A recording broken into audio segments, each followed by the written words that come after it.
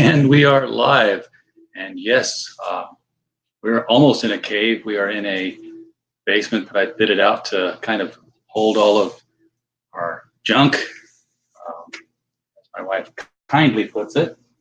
All the graphic novels on this side, all the Destroyer novels on this side, and all the hardcovers that won't stand up on any of these shelves in the cabinet behind me and on the lower shelf over here. I'm actually very, very happy right now because I intended to start this out and just kind of chill and talk about the next item we were going to put on our gift giving suggestion list, and then maybe just talk about some of the books we have.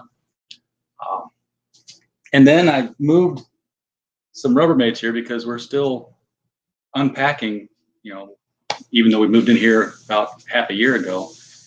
And I found a stack of DVDs that I thought were gone. And now I have to scan into the collection. It's sort of like what happened yesterday when I was here. I'm going to have to move this and just show you. See all these long white boxes? I've been working on the floor, trying to re-alphabetize and resort and restack a few years worth of purchases into the already alphabetized and numbered inventory. So to do that, you've got to take everything out, shuffle them in so they fit, resort them, tape them up, bag them up, board them up. And of course, then some of the boxes you find out have been damaged in shipments, different moves. So we had to buy new boxes for a lot of those. And of course, I get all the way down into the G's. I've been working onto the Green Lanterns and the Hawk Worlds.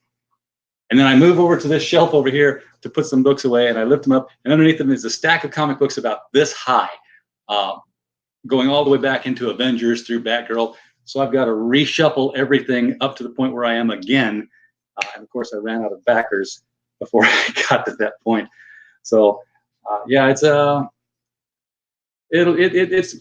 the lamentations of finding comics you didn't know you had. Gosh, what a problem to have, right? So now I'm having that problem with DVDs. Just a small stack that I had. Some of them are kind of unique. This one here is a single episode of Arrow, the Legacies episode. And this is back when the CW used to send out screeners of upcoming episodes. So this was something that reviewers would get before the episode would air, so we would have time to write up a good review on it and then get it out the day of the airing for timeliness. I don't know if they still do that or not, or if they just got tired of us being a little too spoilery. Could be either one. We somewhere have the first pilot episode of The Flash on a disc like this.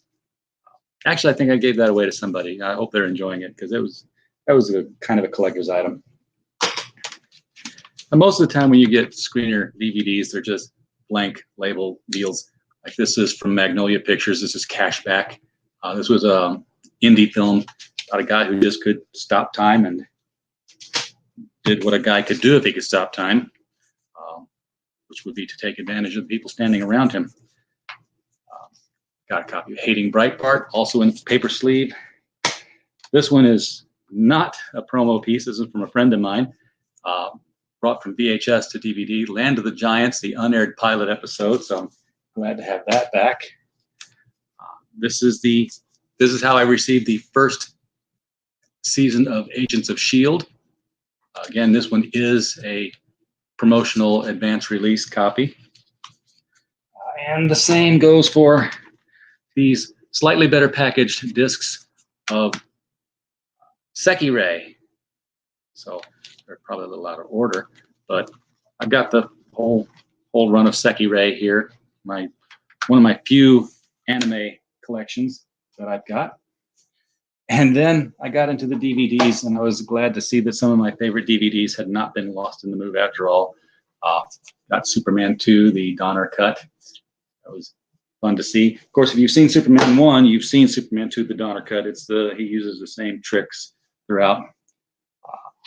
And then, of course, one of my Desert Island films I were to be trapped on a desert island with electricity and a DVD player. Dead Poet Society, been one of my favorites since college. Found another season of Leverage. Fantastic series. Love that thing to death. Don't think I have the other seasons though. I think I sold them when we were trying to get out of Texas and I was raising funds. Complete second season of Dark Angel, which, believe it or not, I have not seen. I've seen the first season and I never saw the second season, and then this was available at Half Price Books and I picked it up, and I have not had the time to actually sit down and put discs in and watch it. Before I do that, I'm going to have to binge the first season all over again just to get caught back up on what was going on there. Spider-Man 3, Doctor Who Last Christmas. I would have been kicking myself if I'd lost Dark Knight. I'm probably the only person in the world who liked the Dark Shadows film, basically because I didn't try to hold it up to what had gone on before. And, of course, The Spirit. I didn't like The Spirit, but I got it. So why not keep it? Largely because you can't sell it, nobody else wants it. So, Christmas ideas.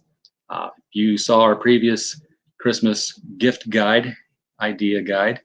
We had talked about the Batman Beyond Complete series. Warner Brothers has another one out that came out last month that would still make a decent gift, especially if you get the gift package version of it. And that is the Death and Return of Superman. This is the movie cut version of DC's release of the Death of Superman and Reign of the Superman, spliced together into a single seamless one-shot movie. And I don't know if the post-credit scene in this was in either of the what was in the Return of Superman version on its own. I'd like to think that that's an extra bonus, but I'd have to go back and double check. Anyway, the post-credit scene is when they realize that Darkseid is, behind Doomsday and he's going to continue attacking. They need to take the fight to him. And the doors of the Justice League open and Lex Luthor walks in and says, "When do we start?" So you know that Lex Luthor is going to be there. This particular Blu-ray gift package comes, one of the versions, it comes with another, not an action figure, sort of an in-action figure. He doesn't move and he's glued to the base, but you get Steel in this one, so let's get right up in there. Kind of looks like Metallo in the face, doesn't he?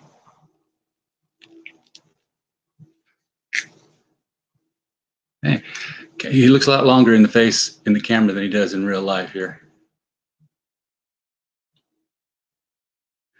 Anyway, pretty cool gift. This is part of my son's DVD collection now, Blu-ray collection. He's a big Superman fan, so if he's enjoying it, he's a harsh judge of comic books and comic book characters. It took him forever to like any superheroes. So Superman's his second favorite, close tie with the Flash right now. So definitely recommend if you've got someone who's on your geek list that needs a Christmas gift, definitely pick that one up. It's a good buy. Oh, I should have brought my phone down here with me so I could send this link out so people could tell that we were online.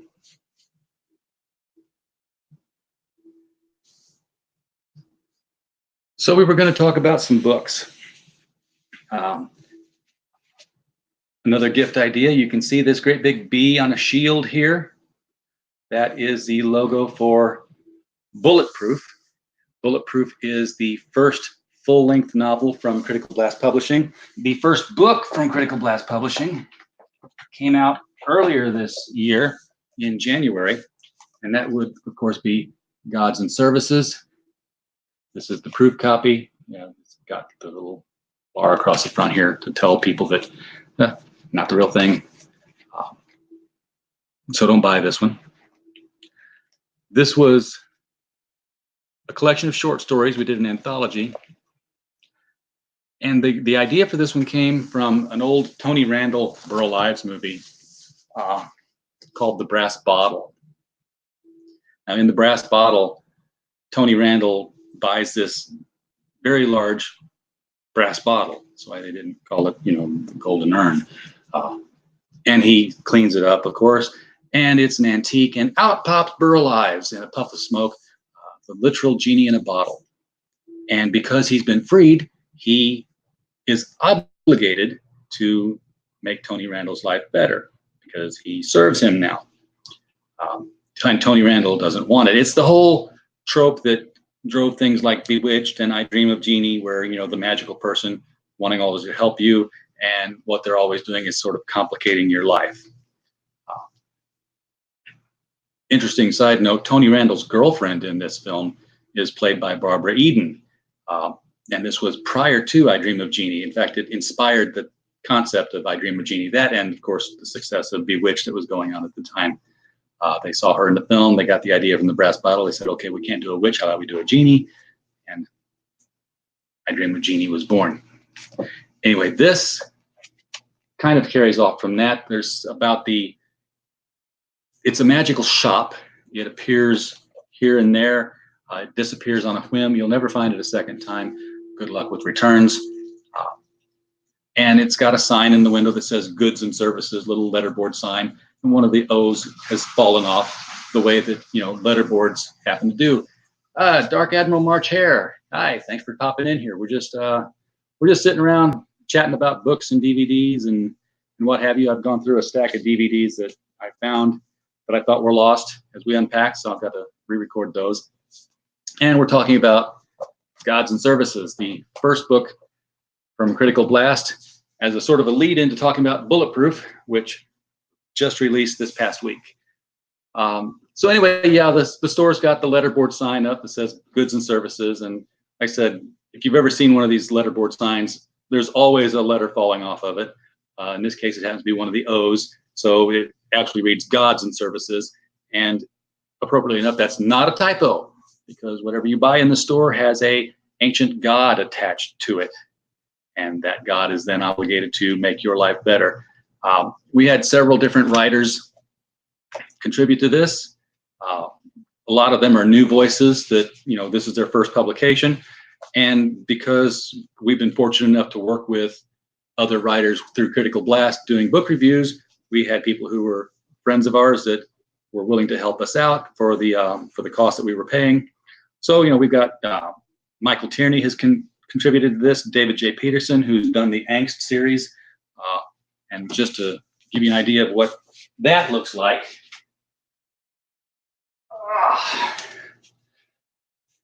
these are the first 4 books in the Angst series. So the guy is a machine when it comes to cranking out books here. And this is the first 4. I'm saying that because the 5th one is still on my reading stack. It's just a matter of finding the time to get through it. Did I just walk in front of the camera with my frozen PJs on? Probably. I don't care. Anyway, so David Peterson is in here. Also, Ira Bloom is in here. Ira is, his first novel was published by Scholastic and called Hearts and Other Body Parts. So, we've got the gravitas in here to say, hey, we've got name authors who are working with us. And then we got, John Della Rose is in here. Everybody's logging off. No, John's a good guy. Ethan's a good guy. And I understand they're staying friendly behind the scenes. So I'm always glad to hear that. Michael Tierney, who has published the Wild Stars series of books, is in here. And then, of course, like I said, all the new voices. I wrote the framework on it. I do not yet have a copy of Bulletproof to hand people because I haven't got my proofs in. But it is available on Amazon. It is a hardcover with a dust jacket. And the art for the dust jacket is provided by Matt Flint. You can find him on Twitter to see some of his artwork. Bulletproof is our first full-length novel. It's written by Stephen J. Mitchell, and it is about a young boy, 16 years old, just had his birthday, and on his birthday discovers that he is suddenly impervious to harm. He is bulletproof. So if you find out you're bulletproof, what are you going to do? You're going to go try to fight crime. Problem is that young Cody Haywood has a focus problem. It's not specifically attention deficit disorder, or it's undiagnosed attention deficit disorder, but either way, it's a problem, and his friends know about it, and they, try to help him with it. And he's going to need all the help he can get, because now that it's been discovered that he's bulletproof, the terrorists want him and want his ability so that they can, of course, make more terrorists who are not only bulletproof, but if you're bulletproof, you're also bomb-proof. So it's no longer suicide missions. You can walk in, blow things up, and blow out. So Cody's got his hands full there. We do hope you'll check that out while it's in hardcover. It's a very beautiful-looking book. Artwork from Matt Flint on the cover is great, and Stephen Mitchell's story is very fast-moving. He's got some great characters. It's very much an action-adventure comedy, and I love the action-adventure comedies more than just straight drama all the time. It's what makes the Marvel movies so great. It's what made Aquaman better than Batman versus Superman, was the fact that there was, moments of levity mixed in with the comedy itself. Oh, of course, if we're going to talk about books, I'm going to talk about my books, the ones that bear the R.J. Carter byline. My very first book, Alice's Journey Beyond the Moon, is available in paperback. That was published by Telos.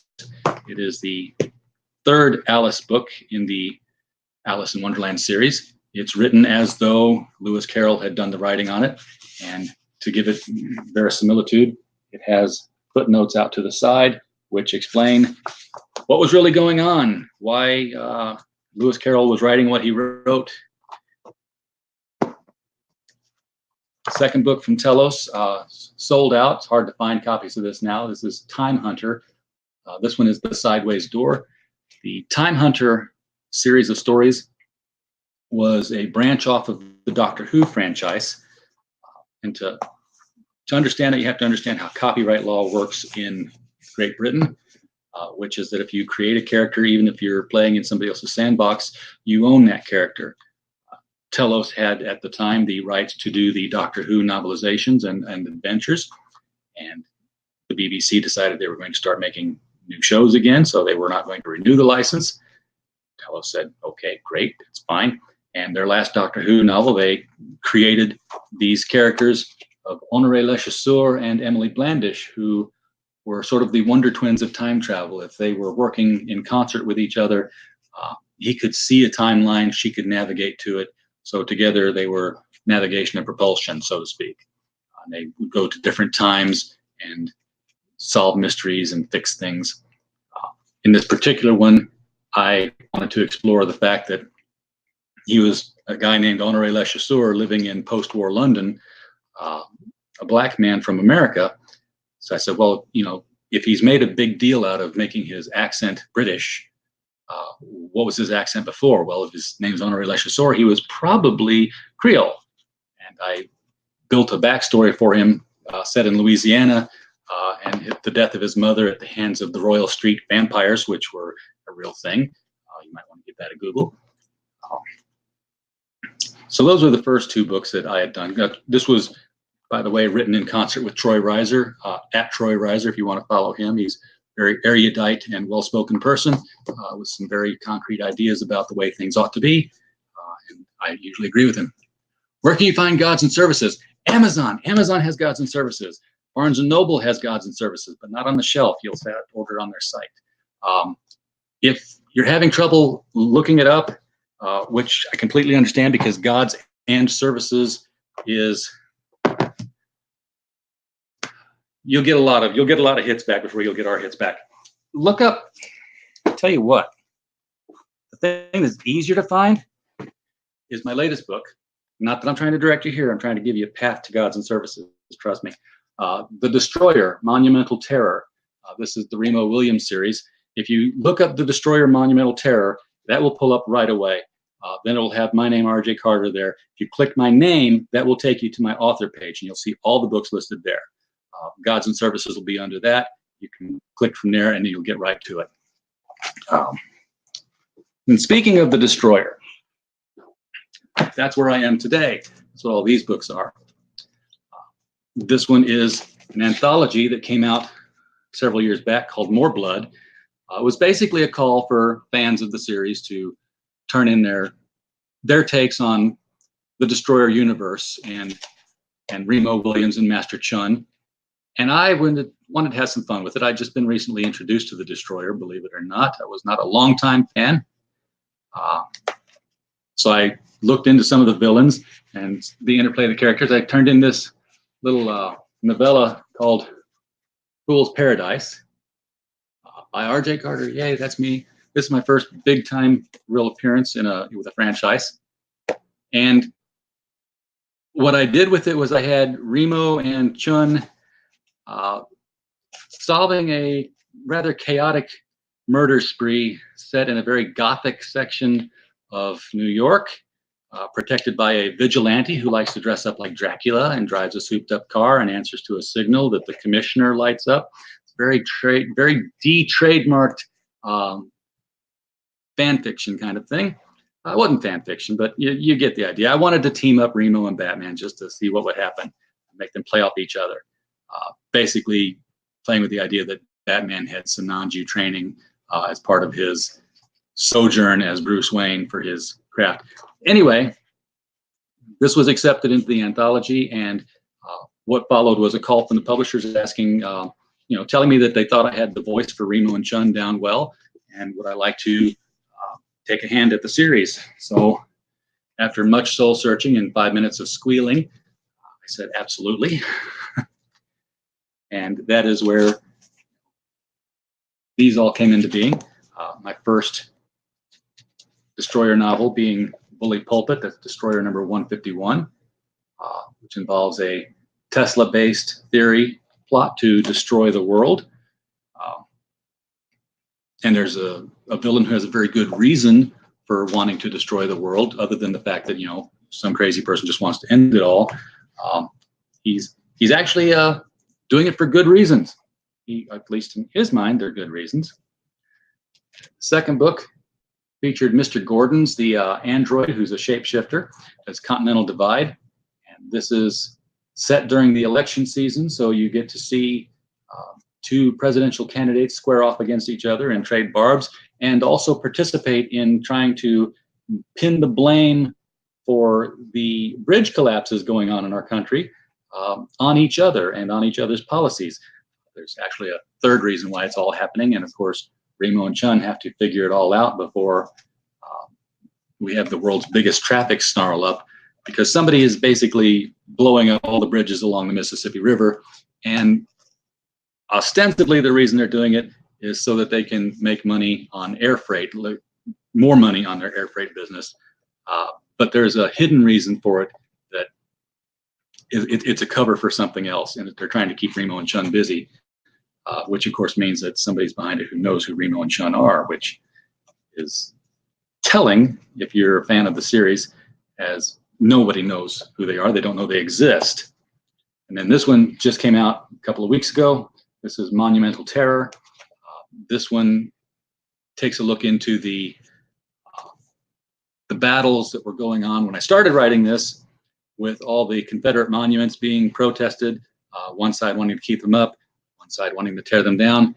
And I take a look at all the very fine people who were wanting to preserve history or save history or rewrite history or whatever it is that they're wanting to do.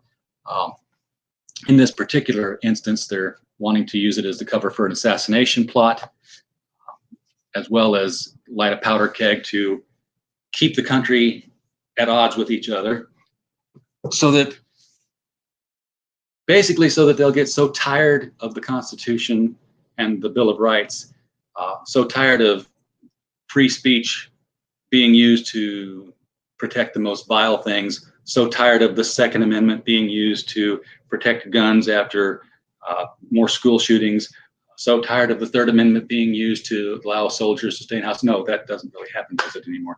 The Third Amendment was kind of hard to play with there. But basically, they want to use the Constitution against itself to help unravel it so that people get so sick of it they're willing to throw it out and give these guys a chance to write something else, which of course they have already in mind what they would like to do. And Remo, of course, being somebody who is tasked with working outside the Constitution in order to defend the Constitution, it's right in his wheelhouse there to take care of that. So that's where I'm at right now. I'm currently working on another Destroyer novel, throwing some ideas together. I'm not quite sure how they're going to gel up yet. I've got multiple ideas. Honestly, though, that's the one I'm working on now is the third book down the line from here. The next two books have been turned in. Yes, the furnace comes on because I am working in a cave. So we're going to hear the furnace crank up real hard here in a second. But yeah, the next two books are already turned in. They are a two-part adventure.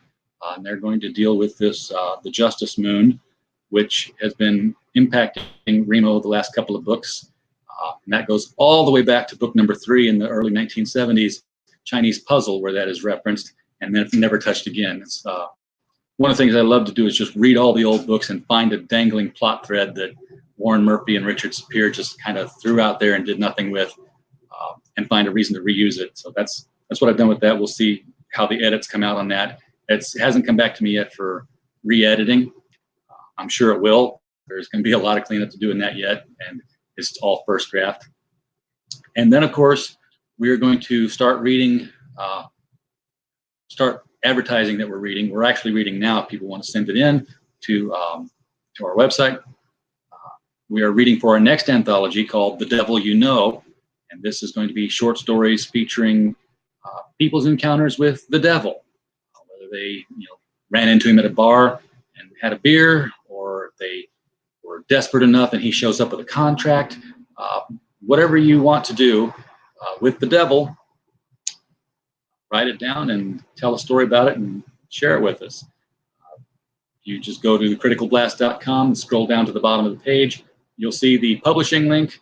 That will take you to the page of what we're reading for now, and it will give you an email address where you can send your submissions in. We'll be talking about that more and more after we get the initial push for Bulletproof out of the way and get that ball rolling on its own where it doesn't need us constantly pushing it as much anymore, which we're always going to be pushing it. We're going to be pushing all our books. That's why we're pushing Gods and Services. That's why I push the Destroyer. I mean, if I quit pushing books and they don't sell anymore, right? So I'm the only one who's going to push me. Anyway, thanks for coming by. If you're watching this on a relink or a rewatch, I will put links in the description here of some of the books we talked about so that you can get to them more easily. That way, if you weren't able to find it, giving the path I described, then I'll put just that link down there will be good enough that you can just click on that. And we, as always, appreciate you guys. Oh, there you are. Oh, just as I'm getting ready to sign off, people show up. Hey, guys, how's it going? So we didn't talk about comic books yet, other than the fact that I was talking about finding another big old stack of comics while I'm in the middle of doing this. This is, of course, the Leaning Tower of Long Boxes, because I got all of this going on the floor here. This is the result of having all your comic books. I'm not touching that, Lola. You always get it in the end? Okay. Oh, in at the end. Yeah. Mea culpa. I did not mean to say it like that. But yeah, basically what I do is I have all the books alphabetized and in number order and bagged and boarded and very neat, and I'll never see them again. And then as I get new books, I just kind of set them aside in an empty box on their own and say, okay, when that box gets full, then I'll take all the boxes apart, resort everything, put them back in order, and everything will be good. Well, that's great, except that I went 4 long boxes before I got around to finally doing it. So it's a couple of years worth of books in here, and it became quite the chore, especially because some of the boxes have been moved from one house to the other to another. So they've been moved a lot, and they've gotten damaged, and they're old. So I had to buy new boxes. I'm at the point where I've got to buy backers again because I've got a lot of them didn't get backed when I put them up. I've gotten everything in order up through G and H. I was just getting ready to get to the Justice Leagues, and I went over to this bookshelf over here to move some hardcovers onto something, lifted it up, and there was a stack of this high of more comic books that I forgot I had put there. And they went all the way back to Avengers and Batgirl and Gotham Knights. So I'm like, I've got to reshuffle everything now, and I'm just kind of crossing my fingers and hoping that hoping that I'll have space in the boxes for them without having to reshuffle everything again. If I do, I do. But what I do is at the end of each box, I'll just walk you guys over here. Yeah, why not? Oh, I take masking tape and I write down, of course, just like you're in a store, what's at the beginning, what's at the end, and whatever I'm looking for is in the middle of that somewhere. So it's funny because I'm trying to work alone with this, and my son, God bless him, he just turned 12 and he wants to spend all the time he can with dad. Well, here's the thing, he just turned 12 and his hormones have turned 16.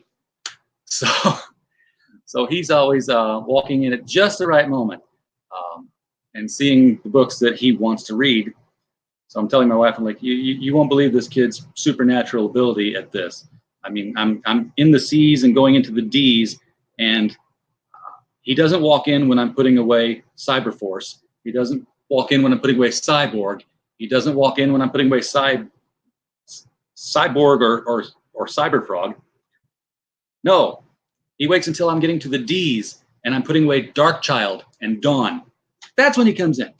And then of course it's like, ooh, are those mine? Can I read those? I'd love to read. I want to read Darkchild. I want to read Dawn. Like, no, you can't read those. Can I read Chastity? No. Can I read Cherry Pop-Tart? I don't have a Cherry Pop-Tart. Don't tell your mother I have a Cherry Pop-Tart. Get out of here. That's how that goes. As it is, I've already lost a couple of issues of Tarot, which is the Black Rose, which I know he absconded with, and we haven't found him. And I think his mom found him and probably pitched him. So the rest of my Tarot, which is the Black Rose, and the rest of the Blonde from Franco Sardelli. God, I sound like I have a porn collection. I really don't. It's just a couple of episodes here and there, scattered in between Superman and Batman and Wonder Woman. I promise. It's not. Yeah, he's got prawn radar. He definitely does. He right now he has a crush on Vampirella, and that's because we go to Cosmic Comics in Belleville all the time, and he has the big cardboard cutout display of Vampirella in her outfit, the Vampirella bikini, and that seems to that stirs things in him. We're going to have the talk soon, I can tell, because I think he's been making out with the back of some of his comic books that have Vampirella advertised on the back of them. So yeah, he's going to come. I can relate. My introduction to puberty came through Yvonne Craig wearing the Batgirl suit in the Batman show. So yeah, Citizen Hell. Eldest grandson is 13. God, he's supposed to be my grandson. You know that? He's 12, and I'm 52. So so sounded like somebody when I did that laugh. Oh God, please don't dox me or otherwise kick me out of Comicsgate. I promise I won't castigate or denounce anybody.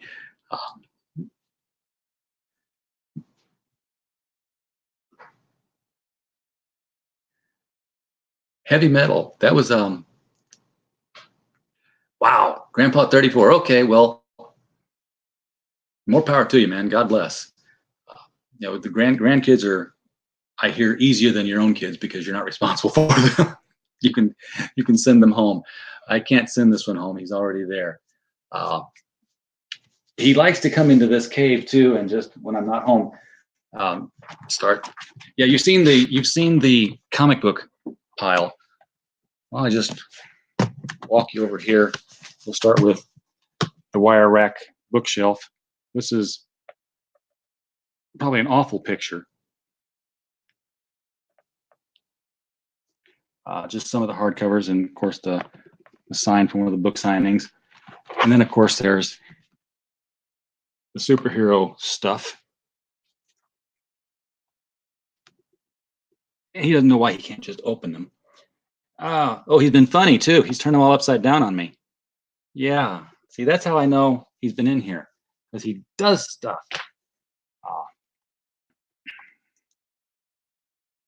He gets in here and he plays around with things. But he can't reach up here just yet. Interesting sparkles on the screen. I don't know where that's all coming from.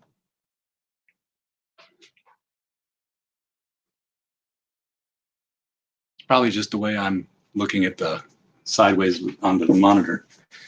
And of course, hey, look, it's Cecil.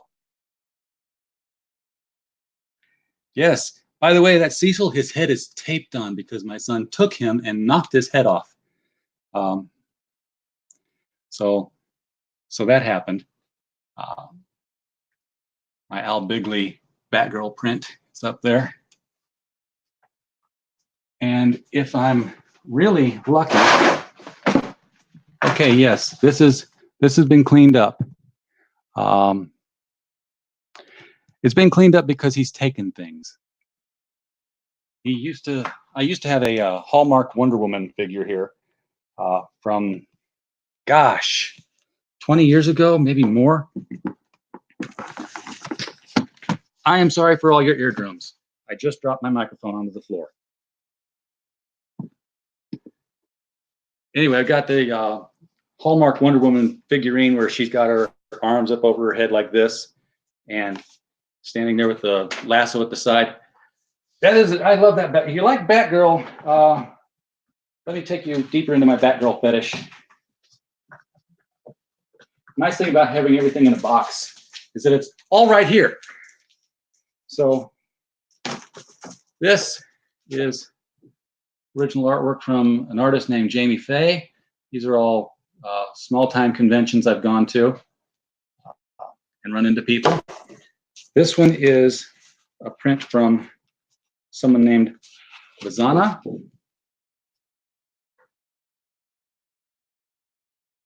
So that one's pretty cool. I like that one. This is not a Batgirl print. This one is from Mike Cole.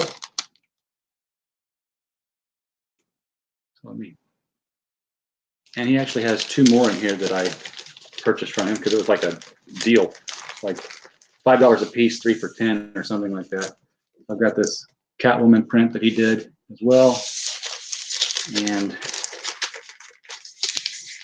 this very nice Supergirl print. Mike Cole also did the original art for the T-shirt that's in our T-shirt store. If you go to criticalblast.com and hit store, it will take you to TeePublic. One of the shirts we have is H.R. Giger Stuff, which is a mashup combo of H.R. Puffin Stuff and the Alien Queen, with Freddy the Flute being the tongue sticking out of him, which, yeah, Splat Girl. He's not so big into Batgirl right now, but I do have a run of Jim Ballant Catwoman that if he gets his hands on those, the boy likes his boobs. What else have I got? I think I got more Batgirls actually in this. Oh, the big box of wonders. I still have some more prints in here. Welcome to my world. My wife says I can't have any friends over to the house without taking them down to the basement and showing them my stuff. Welcome to my toy room. I've got a map of, this is not Batgirl. This is a map of the village, Port Myron Village Key. So yes, if you're a Prisoner fan, this is an old spread of the picture. And then, of course, I have, Batgirl prints. This one, I'm going to take this one out of the sleeve, so you can try to maybe not get such a glossy one on there. I love the way this guy, he drew the original Batgirl.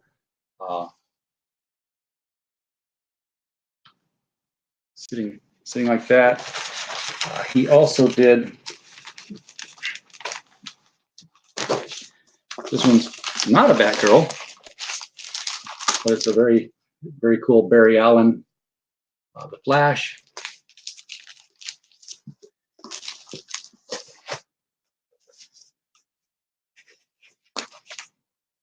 Yes. Chaz Truog, back when Animal Man was a thing. This one's actually behind glass for some reason. I don't know why it's not in the frame. 1992, for all the comic book archaeologists out there, that would have been at the Chicago Comic-Con, back when Chicago was a Comic-Con, and comic book people went to it. Not the, before it was a pop culture thing that comic book publishers didn't go to. Here's a Batgirl I had commissioned by Darren Goodhart. This one's done digitally, and I've actually got the DVD that has the files on it in case I wanted to put it on a t-shirt, which I can't do because DC owns that. However, I do own the digital file for this one, which is also, I think they took that t-shirt out of our store. I think somebody complained. But this is Doctor Who as a Who, which was just a crazy idea I had. Here is another Batgirl. This one has to be kept away because reasons. And this one is drawn up by artist last name of Hastings. Can't say I know who that is off the top of my head. A lot of times I can't go to conventions, so if I know somebody who is going, I give them money and say, hey, here's 20 bucks, find somebody to get Batgirl. So, I'm very easy to please. And this one is, unfortunately, taped up in a sleeve. This one is by, very nice signature on this one. This was done at PitCon in 2010, and darned if I know who the artist is. But by golly, we're going to take it out of this sleeve so that you can see it without the shine.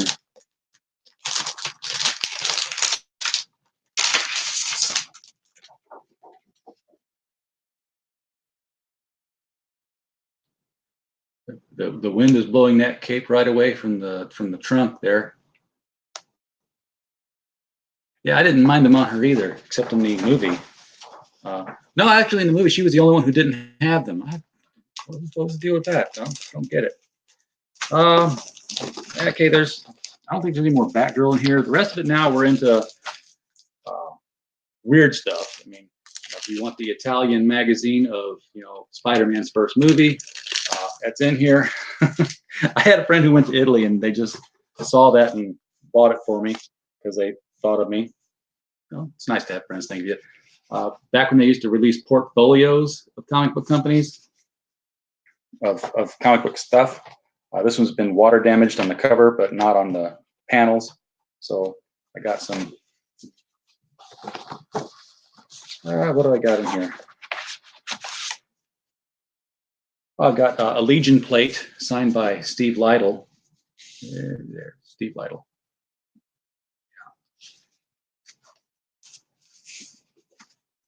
This was cool, but this is what DC thought was going to be big stuff at the time. It's the Legion, and then of course Freaks, John Byrne title that I don't recall ever happening. A Dick Giordano Batman panel. Are they called panels or are they called plates? They're plates. I love Dick Giordano. Got to meet him at Chicago Comic-Cons. Plate 5, Kurt Swan and Jerry Ordway Superman. A replica of the Spider-Man suit. That would be awesome. I would wear that to work every day. Joe Kubert, World War II.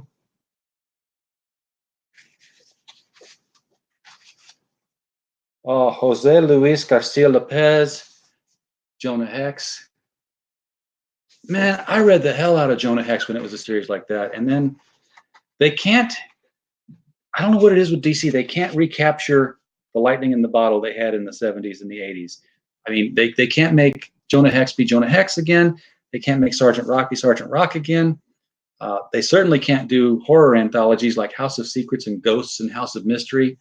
I mean, what the fuck is wrong? This is such an easy thing to do and would attract such an audience back again. Um, Keith Giffen's Dr. Fate, because he had a series back then. Keith Giffen very heavy on the blacks. Of course, Steve Bissette and John Tuttleben doing this Swamp Thing. That was one of the ones that actually did stick around. They did have a good time keeping for a while.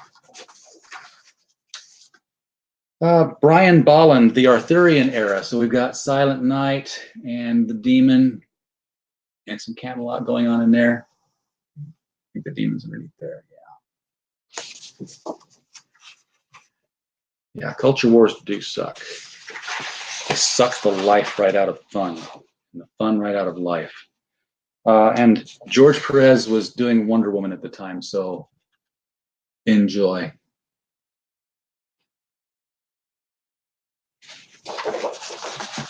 That was a run of Wonder Woman that I stuck around for because she actually had a story going on again at the time. Big, oversized Little Nemo, because I just love Winsor McCay. In fact, I love Winsor McCay so much that I have the model for one of the first animated cartoons, which is Gertie the Dinosaur, and I've yet to paint it and glue it together. Doing Wonder Woman. Yeah. We've all changed our underwear from that dream.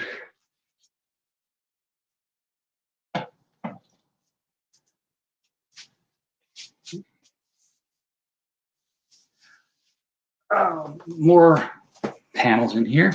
This one was the George. I don't know where I came up with the money at, because I was, 20?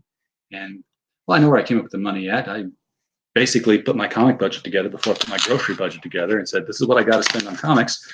What can I eat for $12 for the next 14 days? You can do so much with ramen noodles and hot dogs, you would not believe it.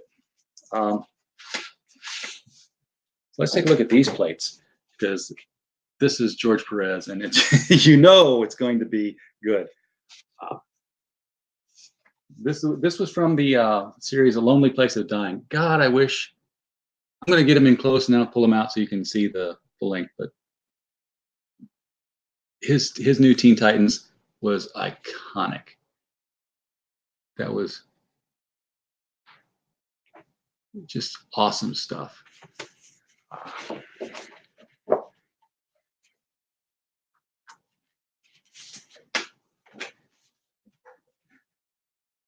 You got some Teen Titans flying in the background there.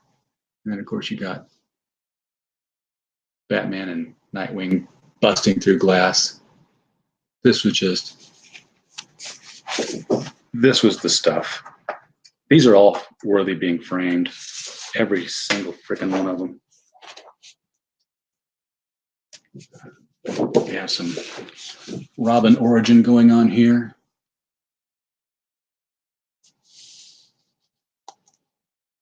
And I want to say that this is going to be the Tim Drake origin. I'm not sure. No, Tim Drake wasn't an acrobat, so this is definitely still the Robin origin. Plate 4.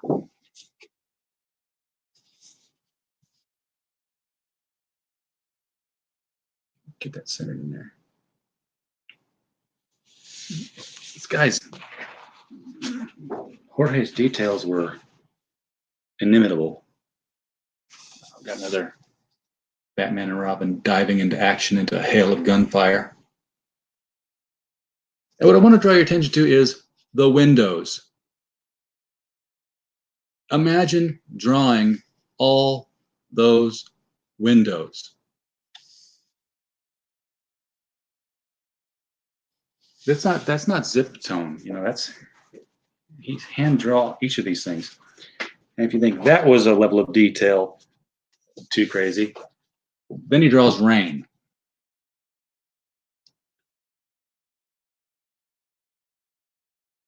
And Nightwing going up the tower here after this guy. Newspapers are open. Batman's looking on in the distance, and there's the city with all the windows, and the clouds are just opening up.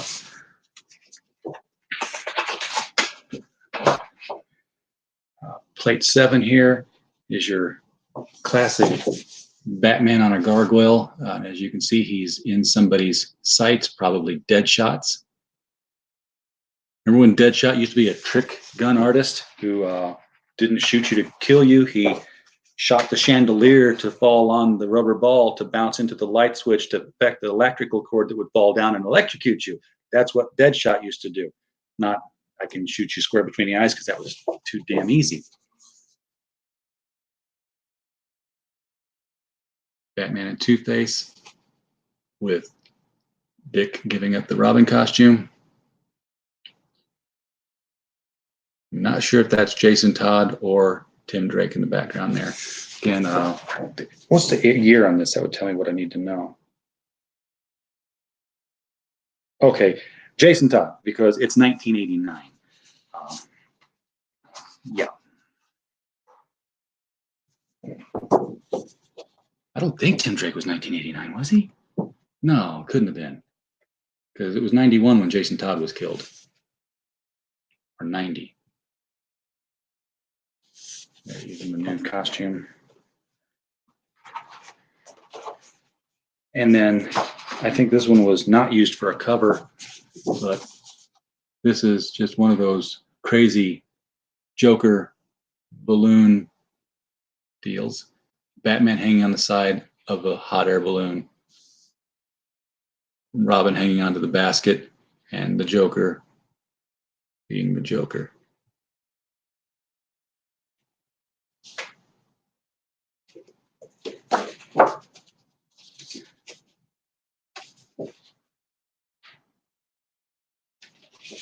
Oh, the hot air balloon has hair, in case you didn't see that. It's got the Joker face, and it's got Joker hair all over the place. Insane stuff. Insane. Okay. I was impressed with windows and rain. This is a shot of the Batmobile shooting out of the Batcave. Look at the leaves and bats flying out. I know the Batmobile is out of shot. I'm trying to show you the leaves. Why this man didn't have a nervous breakdown, I will never understand. Because he was out of his mind, insane, doing this kind of stuff.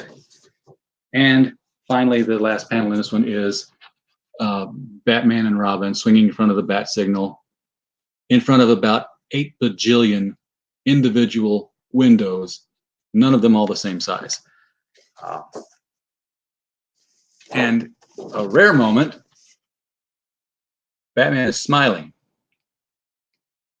Of course, that goes back to the era of the yellow circle, yellow oval Batman. He smiled a lot more then. Hi.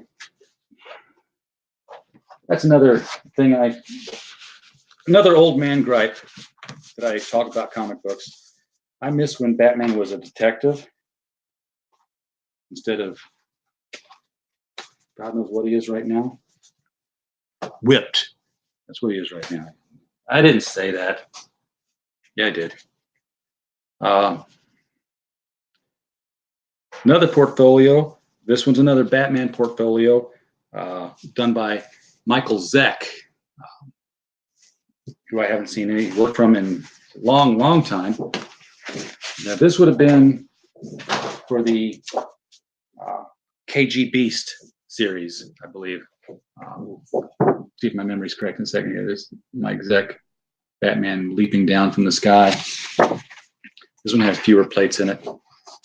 Yeah, this is the KGB series, because here's Batman getting fired on, leaping over a tombstone, probably the Wayne family tombstone, if we were able to see a name on it. See ya, Dark Admiral March here. Thanks for coming by.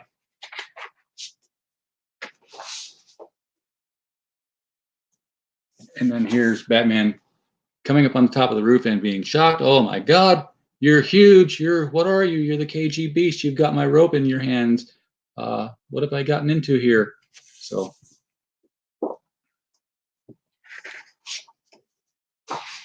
I like Mike Zeck. Obviously, I'm more impressed with George Perez because I'm not leaving these up as long.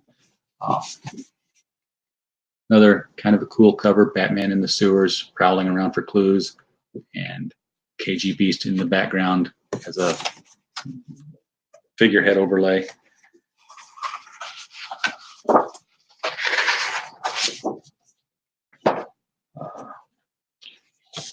Batman and KG Beast pounding the hell out of each other in the sewers. Yes, there's my wonderful furnace kicking on again. And finally, Batman triumphant, swinging away over the city, over the top of skyscrapers, presumably with a line attached to a helicopter, since I don't know what he'd be swinging off of otherwise. Spider-Man used to do the same trick, swing down the middle of the street where there were no buildings, but we didn't care. It was fun.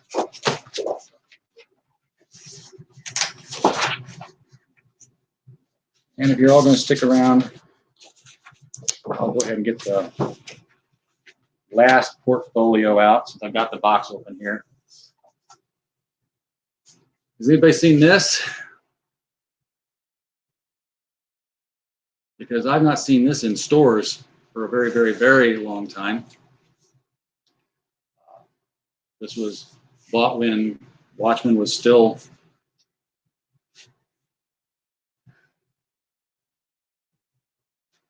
video games, the downfall of comics. Yeah, I've heard that argument. Because, and largely it's because of an expense thing and an engagement thing. You can get involved in the video game a lot more than you can a comic book. But heck, the same argument could be said. Well, yeah, attention span. You can pause the video game and it's over more quickly, I guess. You can say the same thing about paperback novels. You can get a lot more story for $6.99 from a 200-page paperback novel than you can for $6.99 from a 20-page Marvel story. This is 3 sets of plates for the Watchmen series, and this one here is the American covers. You've seen all of these, so I won't bother you with pulling them out, but basically, needless to say, they look like the covers and oversized 1 through 12. What you may not have seen is all the promotional covers, or the promotional posters, rather. These used to hang up in the comic shops, or they were the ads for the series before it came out. It was just, the black and white shots and the quotes. Rorschachs, Night Owls, Silk Spectres, and Ozymandias, or Ozymandias, or Adrian Veidt, as I've heard your boy Zach calling today. I've not watched the Watchmen series on HBO yet. I will get to it when the DVD comes out, which is how I watch everything. So I can binge a little bit more easily. You guys going to go in there now or not? Okay. All right. But the cool part of this set, to me, was this third portfolio. These were the French covers for Watchmen. If you've read the books, then you may notice that each 2 chapters is devoted specifically to a character. The first 2 chapters are focused largely on the comedian. The second chapter is focused largely on Dr. Manhattan and his origin. So in France, instead of a 12-issue series, it was a 6-issue series. So you had 1 and 2 for them was 1, and its cover looked like this.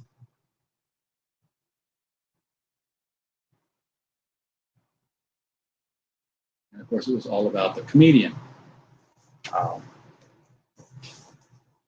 Second one was about Dr. Manhattan. So this was the cover for the second French book.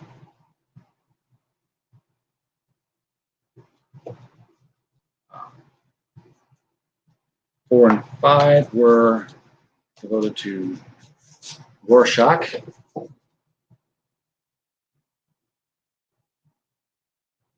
And the clock is consistent throughout, counting down at the top of the whole cover each time. The Night Owl cover.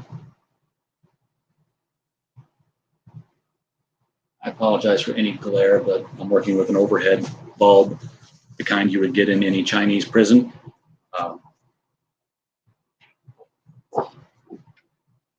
Book 5, which was, I guess, 9 and 10, for the Silk Spectre story.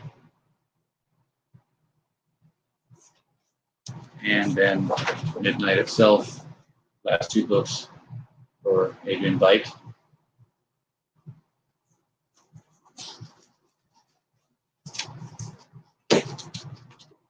So that was,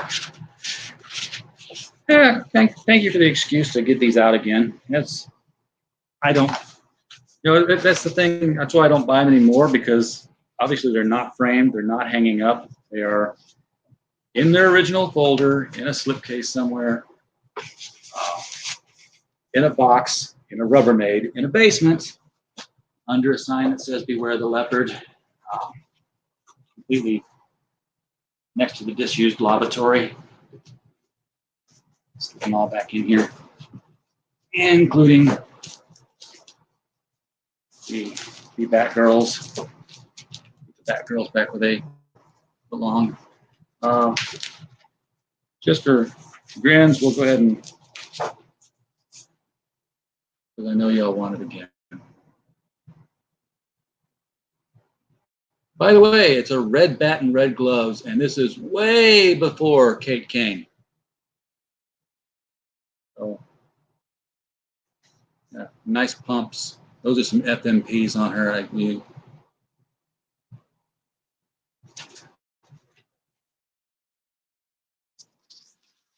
The Dark Elf series, I've not gotten into that one. I buy very few comics anymore. I used to be a huge DC reader. Never was much of a Marvel reader in the first place, so I'm not really missing out on what they're doing or with what they're doing. I'll put that away there. But hey, thanks for letting me share it. It's I love dragging the boxes open and showing the statues. I guess there's 2 older things over here. Oh, what I was talking about earlier, the Hallmark Wonder Woman with her arms up like this. Yeah, my son was always coming in here and taking my homemade Jack Knight Starman figure and putting his face in her boobs. Yeah. He was doing the same thing with the Joker and my Wonder Woman Barbie.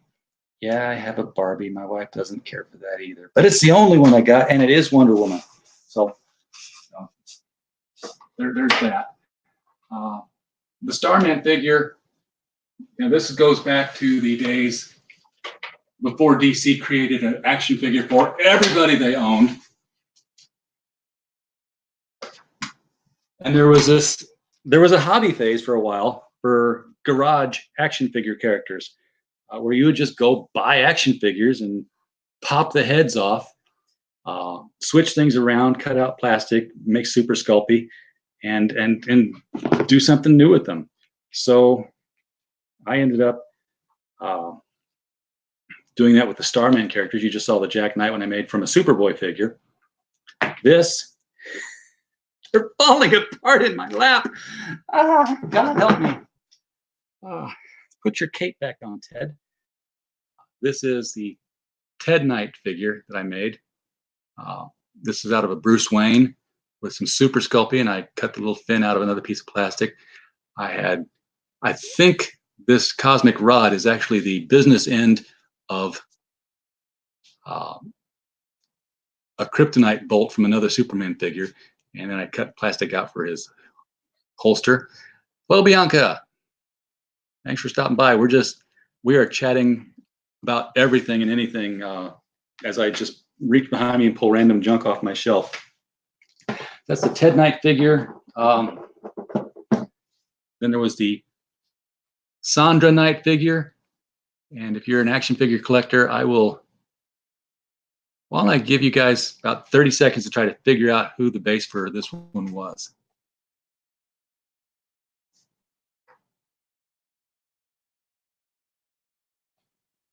No takers? This was, I believe, an X-Men Psylocke figure. And I don't know where the cape came from, but I put the little gemstone in the front here. I'm pretty sure since I got her arm glued out in position like this, and it's one of those hands that hold something, I'm pretty sure I had the projector made from something long gone. Then David Knight, the dead one, the ghost one, probably the easiest one to make. This was a Dick Grayson from Batman and Robin. I had to do no repainting on him at all, facial wise, just the body. Nice smooth body with no sculpts on it. I don't know where the cape came from, but it was somebody's cape. It was all chewed up. All I did was paint that green to match. So he's the Spectral David. And the one I had more fun with, I can't recall who this was originally, but this is the Starman Sentinel of the Spaceways. So it's got some super sculpey around his wrists there to make the wristbands, the big star on his chest. And somewhere I had the Mist. I think the Mist, the female Mist, probably got found and pitched because she was naked, and I just had wisps of cotton glued around her and painted her flesh colored, and I painted her a light white over that, just a white wash to make her kind of misty. I had started to do some other ones here. Yeah, that's the Jack Knight one. My son has my Black Canary, which I don't really miss because they never did Black Canary. I'd started to do a Troya figure. I don't know where I went with that one. I think I started to do that one because I was in Hobby Lobby and I saw gloss black glitter paint, and I'm like, oh, I know what to do with that. Lady Death and Purgatory figures. Oh, wow. Lady Death is making a nice comeback. Brian Pulido is doing some is it Indiegogo or Kickstarter? I don't know which one, but he's definitely getting into the crowdfunding scene. I think they're all going to start getting into crowdfunding now that they're seeing the money that can be made from it. This was a never going to be finished Oracle. Let's see if I can get a better shot. I got to get a better camera than the one that's just built into here. You can see she's still mostly primer. This is a wheelchair made out of wooden pieces, a wooden dowel, wooden thread spool, and then larger wheels here, and then two flats that I've glued together. And then the action figure herself is a Dana Scully from the X-Files, and a sheet of Super Sculpey just laid across the legs here as a blanket. So she's got, she got the green jacket on, and that I never painted the shoes, never got to the details on her face. Obviously didn't get around to going over the primer to paint her hair red, and certainly didn't know what I was going to do with the wheelchair. After that, I thought I'd get real detailed on that. But, I remember my wife was very concerned when she would walk into the kitchen and find me standing over the stove with a pot of boiling water and an action figure held like this with its head in the water, because that was how you pop their heads off. You get them hot and pliable, and you could just go and stick them onto something else. So that was fun. I also collect coffee mugs, including the one I shall never drink coffee from. This is dated 1966. So it's got Batman on this side. It's got this Batman on this side. This is milk glass. I have no idea where I got this from, but it's heat proof from Westfield. I hope it's heat proof. It's supposed to hold coffee. And my old pencil holder from the Burger King Kids Club. I used to have the Wonder Woman and the Superman. I have no idea where any of those went anymore.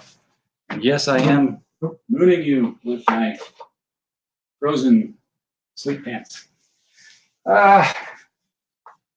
Maybe some other day I'll go through the graphic novel shelf, but that's just a shelf of graphic novels. That's just a comic book store. You can go there and find them yourself. Nothing special there. I mean, this is just, I'm showing you the stuff I bought years and years and years ago, probably before most of you guys were up and buying comics. I don't know how old y'all are, but you see the video streams and people calling themselves boomers, and I'm looking at them like, yeah, you have no idea what being a boomer is until you're in your 50s and you've been collecting comics all your life, and your wife has been told, you know, when you first get married, you've got to get him out of that or he's going to waste all your money on it, right? And she assumed that I would grow out of it. I have the Batman PJs and the Superman PJs, and the DC Heroes PJs. Generation X, yes. I think I was just slightly before that. I was born in '67, so yeah, definitely before Gen X. Right after the baby boomers and right before Gen X. It's just kind of sort of in there in the middle. A lot of kids born my year. I know in my grade school, we were the largest class. We were so large that they had to divide the class up into two, and it was the only time they'd ever had to do that because, you know, class before us, small town. Class before us had like 12 students. Class after us had like, you know, 15 students. We had 32 students in my grade. 71, I'm on the edge of. Wow. Oh, wait, that's when you were born. I thought you were 71, man. Because I was going to concede the whole boomer title to you. But yeah, okay. Yeah, you're in there with me. You were old enough to recognize a lot of the stuff I was showing. This is not quite the Flash Museum or the DC Museum, but it's I don't know. My son will have it all someday, and he'll probably sell everything that doesn't have boobs. Just keep that stuff. So I don't know what else y'all. You know, we're gonna have some giveaways coming up here soon, and I don't know how many of you guys are into gaming. Are you guys big gamers? Because I don't know what I've got, but I'll show you. You know, Critical Blast gets a lot of stuff sent to us for giveaway purposes. We get DVDs, we get books. We don't get a lot of gaming stuff, but we have this time. We've got whatever this is, it hooks up to your Xbox, and it's got a light gun with it, and it comes with another light gun. We're going to do an online giveaway with sweepstakes form for that, probably a raffle copter. That'll be coming up next week. And then when we're done with this one, they gave us another one and another extra light gun. So each one will come with 2 light guns. Voyage of the Dead. Again, I have no idea. Ooh, this one's rated M. Mature 17. Okay. Again, being 52, there is no way in the world I can equate 17 and mature in the same sentence. And then again, I can't equate 52 and mature in the same sentence. You see what I've got, what I do with it. So, okay, never mind. But I would have thought at least mature 18 so that they can't say that parents can say anything about it. Yeah, PC gamer. I'll be honest, the last game I got into was Civilization. And I almost said World of Warcraft. No, I have Warcraft Tides of Darkness, which I didn't get online and play at all. I still have my Alice game, American McGee's Alice, that I've not made it all the way through because I had a slow computer when I had it. My son is a video game player, and but again, we're very, believe it or not, we're very conservative in what we let him have access to. So he does not have an Xbox. He has his highest level game system right now. We bought him a Nintendo 64. So he is going through all the N64 games like crazy. So, yeah, we're not letting him have any of the, yeah, see, that's just it. I was about to say, we're not letting him have Grand Theft Auto or any of the stuff like that because he's 12 and, he can get into all that stuff when he's 18, 19, 21, whatever. He is saving his money, though, right now for a Nintendo 2DS. And I'm thinking that might be okay. I think that's something where the games are all preloaded and it's like the Mario and all the other games. He does like playing the Nintendo Switch at Walmart when we go there, and my wife does the grocery shopping, and he'll go over to the video game place and just play Mario Kart for a while. Wouldn't mind you having that. But again, my holdup has always been in buying console games, the fact that you buy a console game and then the next console game comes out and none of your games fit the new console game.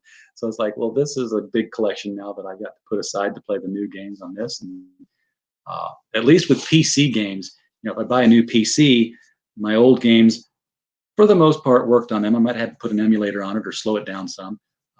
But yeah, I could play newer games on the new PC, but I could still play all my old stuff. That's why I like staying with the PC games on those.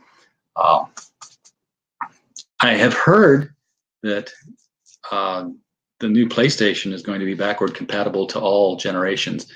But you bought a knockoff handheld and loaded ROMs from NES, SNES. Oh, cool. So it's just like that, like a Game Boy sized thing.